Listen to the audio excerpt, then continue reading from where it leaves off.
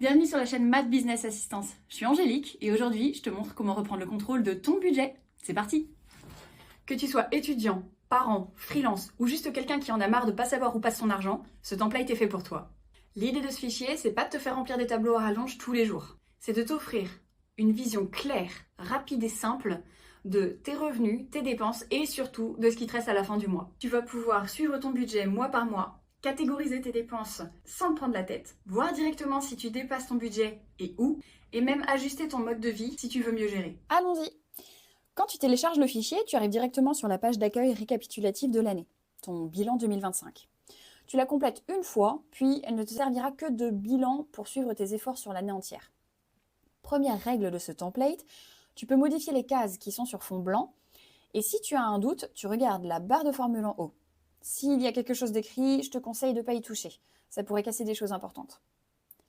Alors tout d'abord, c'est ici que tu vas pouvoir déterminer ton budget pour chaque catégorie, là et là, le jour auquel certaines dépenses passent tous les mois, s'il est fixe, par exemple ici, 5, 6, ou rien du tout si ce n'est pas fixe.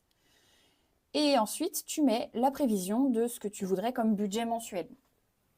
Et tu auras donc au fil des mois la répartition de tes dépenses, juste là, en bas. Tu peux ensuite faire la même chose pour les revenus. Tu mets la catégorie, le jour de dépense et la prévision de ce que tu comptes gagner. Juste là, sur le côté, tu as un récapitulatif de ce que tu as déjà gagné et ce qu'il te reste à gagner jusqu'à la fin de l'année. Les catégories sont toutes pré-remplies, mais tu peux tout modifier. Tu cliques sur une catégorie, puis sur le crayon tout en bas à droite. Ça t'ouvre un menu déroulant sur la droite que tu peux venir modifier.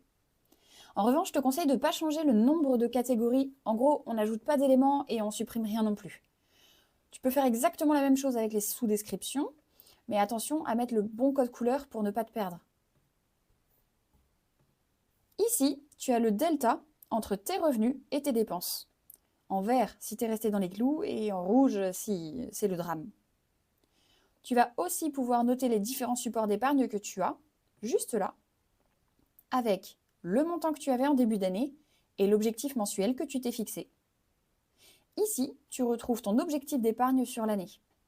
Ensuite, il y a un onglet par mois de l'année.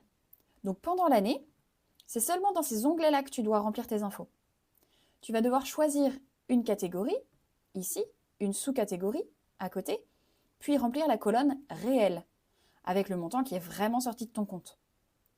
Tu verras que la date apparaît automatiquement par rapport à ce que tu as mis comme catégorie.